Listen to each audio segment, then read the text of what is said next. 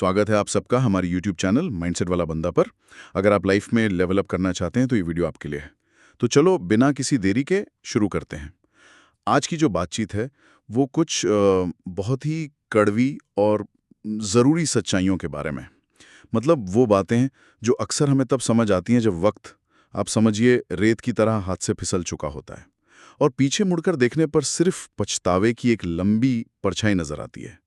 एक बड़ी कमाल की कहावत है, जिंदा लोगों से ज्यादा फूल मुर्दों को मिलते हैं क्योंकि पछतावा एहसानमंदी से कहीं ज्यादा मजबूत होता है। ये एक ऐसी भावना है जिसे हम अक्सर नजरअंदाज कर देते हैं, लेकिन ये हमारी पूरी जिंदगी की कहानी को मतलब तय कर सकती है। बिल्कुल। और आज हम इसी पछतावे की परतें उधेड़ने की कोशिश करेंगे। ये कोई डराने वाली बात नहीं है, नहीं। बल्कि एक तरह का रियलिटी चेक है। हम उन 7 आम जालों पर बात करेंगे जिनमें अक्सर लोग, खासकर मर्द, फंस जाते हैं और जिंदगी के आखिरी पड़ाव पर जाकर सोचते हैं, काश। हमारा मकसद इन काश को हाँ मैंने किया में बदलना है। और हाँ, आखिरी पॉइंट शायद सबसे ज्यादा गहरा है, तो उस पर जरूर गौर कीजिएगा। तो चलिए इस सफर को पहले पड़ाव से शुरू करते हैं। पहला और शायद सबसे आम पछतावा है दूसरों को अपने सपने कुचलने देना। ये सुनने में बहुत क्लीशे लगता है ना? लेकिन इसकी जड़ें बहुत गहरी हैं। जरा सोचिए, आपके अंदर एक आग है, एक सपना है, लेकिन आप उसे सिर्फ इसलिए बुझा देते हैं क्योंकि लोग क्या कहेंगे।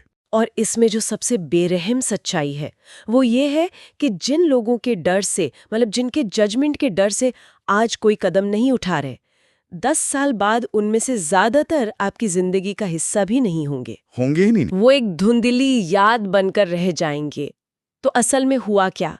आपने अपने सपने उन लोगों के लिए कुर्बान कर दिए जो आपके भविष्य की कहानी में एक फुटनोट तक नहीं थे। ये एक ऐसा सौदा है जिसका घाटा जिंदगी भर महसूस होता है। बिल्कुल। पर ये लोग हमेशा बाहरी नहीं होते।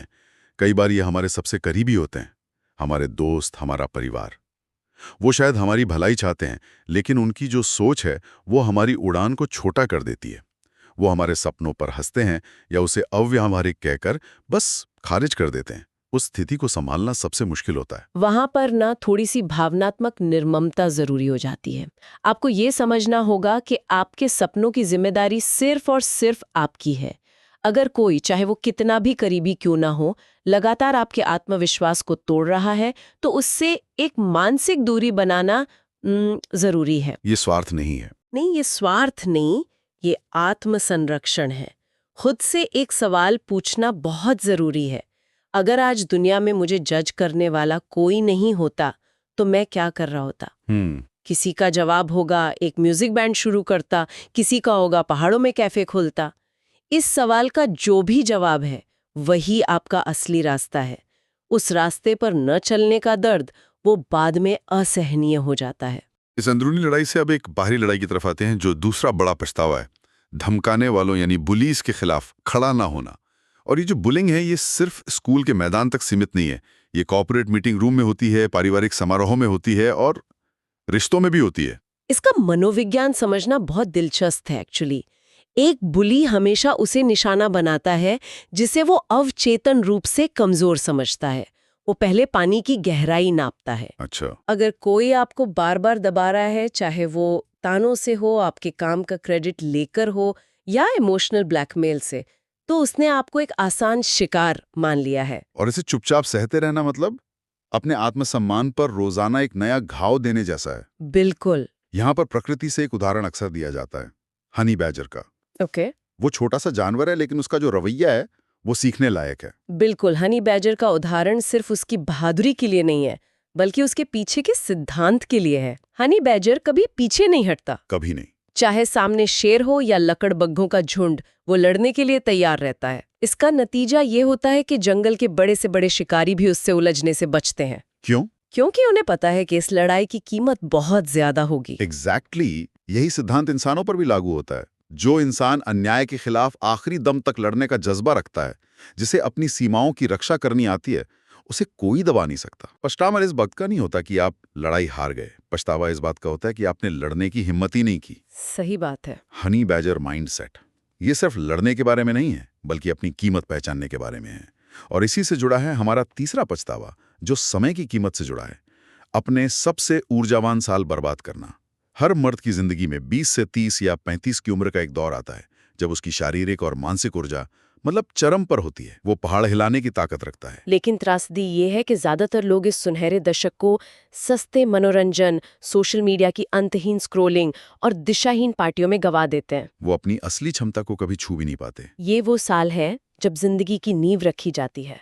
ये वो समय है जब आप जोखिम ले सकते हैं, नई स्किल सीख सकते हैं, अपने शरीर को फौलाद जैसा बना सकते हैं और ऐसे अनुभव ले सकते हैं जो आपको जिंदगी भर काम आए। ये समय ये दोबारा लौट कर नहीं आता। लेकिन यहाँ एक और पहलू है।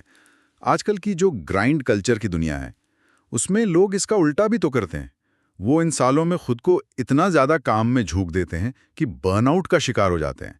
तो संतुलन कैसे बनाया जाए? बहुत अच्छा सवाल है।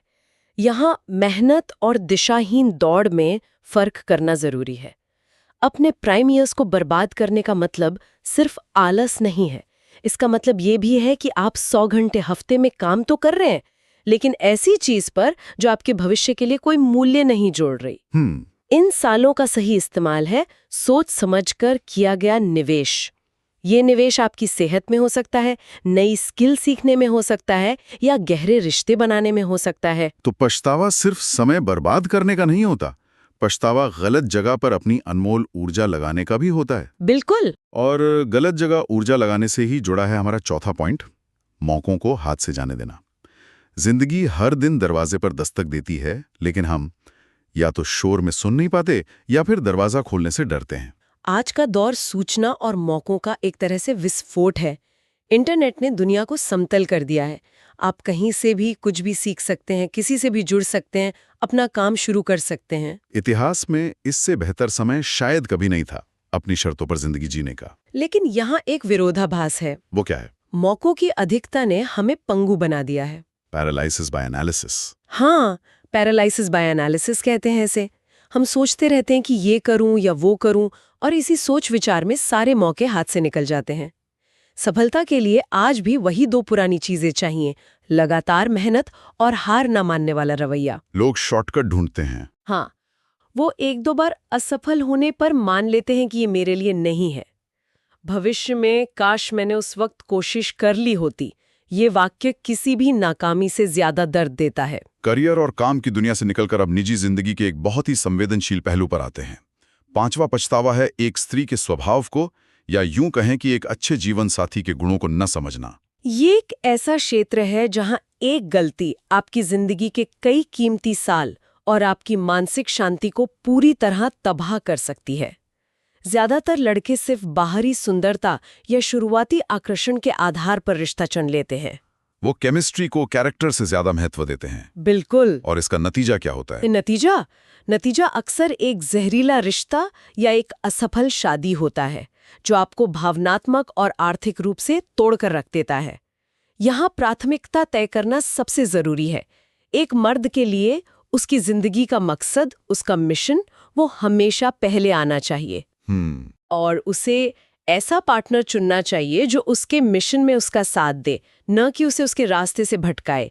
किसी भी तरह की लंबी प्रतिबद्धता से पहले सामने वाले इंसान के स्वभाव, उसके मूल्यों और मुश्किल समय में उसके व्यवहार को समझना ये बेहद जरूरी है। और अगर ये समझ नहीं है तो सिर्फ दर्द और समय की बर्बादी हाथ लगती है। ये वाकई एक कड़वी लेकिन जरूरी सच्चाई है।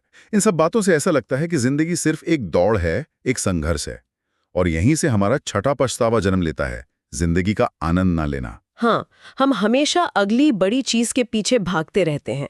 जब प्रमोशन मिलेगा तब खुश हूंगा, जब घर खरीद लूंगा तब आराम करूंगा, जब बच्चे सेटल हो जाएंगे तब जिंदगी जीऊंगा। इसे डेफर्ड हैप्पीनेस सिंड्रोम कहते हैं, खुशी को भविष्य के लिए टालते रहना। और सोशल मीडिया इस आग में घी का काम करता है। वहां हर कोई अपनी जिंदगी का सबसे चमकदार संस्करण दिखा रहा है, जिससे हमें लगता है कि हमारी जिंदगी में ही कोई कमी है। तो इस जाल से कैसे निकला जाए? इसका क्या समाधान है? समाधान बहुत सरल है, लेकिन आसान नहीं है। कभी कभी बस रुकना पड़ता है, फोन बंद करके वर्तमान पल में जीना पड़ता है। बाहर जाकर ताज़ी हवा में सांस लेना, अपने आसपास की दुनिया को देखना, और सबसे जरूरी जो आपके पास है उसके लिए आभारी होना। एक पल के लिए सोचिए, आप अंधे पैदा हो सकते थे। सही बात है। आप बोल नहीं सकते थे, या शायद आप इस दुनिया में होते ही नहीं, जब आप इस नजरिए से सोचते हैं तो आपको एहसास होता है कि शिकायत करने के लिए बहुत कम और आभारी होने के लिए बहुत कुछ है। जिंदगी सिर्फ मंजिल का नाम नहीं है। नहीं, ये रास्ते में पड़ने वाले हर छोटे बड़े पल को महसूस करने का नाम है। बहुत गहरी बात है। और अब हम आते हैं अपने आखिरी और 7वें पॉइंट पर, जो शायद इन सब में सबसे ज्यादा भावनात्मक बोझ रखता है, माफ ना कर पाना। दुनिया का सबसे गहरा दर्द शारीरिक नहीं होता है। सबसे गहरा दर्द तब होता है जब वो इंसान जिसके साथ आपने अपनी सबसे अच्छी यादें बनाई थी, वो खुद एक याद बनकर रह जाता है। हम अपनी ईगो की वजह से, अपने गुस्से की वजह से किसी को माफ नहीं कर पाते। सालों तक मन में किसी के लिए नफरत या नाराजगी लेकर जीना, ये अपनी पीठ पर एक भारी पत्थर ढोने जैसा है, जो आपको हर पल थकाता रहता है और आगे बढ़ने से रोकता है। पर कई बार लगता है कि माफ करने का मतलब है कि हम कमजोर हैं, या हम ये मान रहे हैं कि जो हुआ वो सही था। यही तो सबसे बड़ी गलतफहमी है। माफ करना कमजोरी नहीं, बल्कि ताकत की सबसे बड़ी निशानी है। जब आप किसी को माफ करते हैं तो आप उसे नहीं, बल्कि खुद को उस बोझ से आजाद करते हैं। खुद को? आप खुद को उस जहर से मुक्त करते हैं जो आपने अपने अंदर पाल रखा था। लेकिन यहाँ एक और पहलू है जिसे लोग अक्सर भूल जाते हैं। वो क्या है? दूसरों को माफ करने से भी ज्यादा मुश्किल होता है खुद को माफ करना। अच्छा। उन मौकों के लिए जो हमने गवा दिए, उन सपनों के लिए जो हमने पूरे नहीं किए, उन गलतियों के लिए जो हमने की। जब तक आप खुद को अपनी पिछली नाकामियों के लिए माफ नहीं करेंगे, आप कभी भी पूरी तरह से आगे नहीं बढ़ सकते। बिल्कुल, ये उस बोझ को उतार फेंकने जैसा है। बिल्कुल। ताकि आप हल्के होकर भविष्य की तरफ बढ़ सकें। तो ये थे वो 7 पछतावे। ये सिर्फ गलतियां नहीं हैं, ये वो जाल हैं जो इंसान को जिंदगी भर के अफसोस में कैद कर सकते हैं। जरूरी ये है कि इन बातों का एहसास तब हो जब वक्त हो, ना कि तब जब वक्त जा चुका हो। बिल्कुल। ये एक तरह का आईना है जिसमें हमें अपनी जिंदगी की हकीकत दिखती है।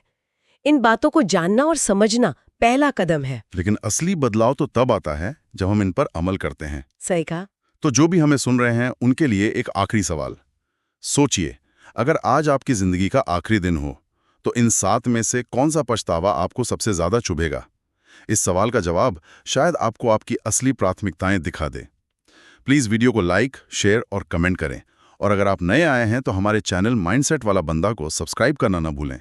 नमस्ते, सत श्री अकाल, सलाम।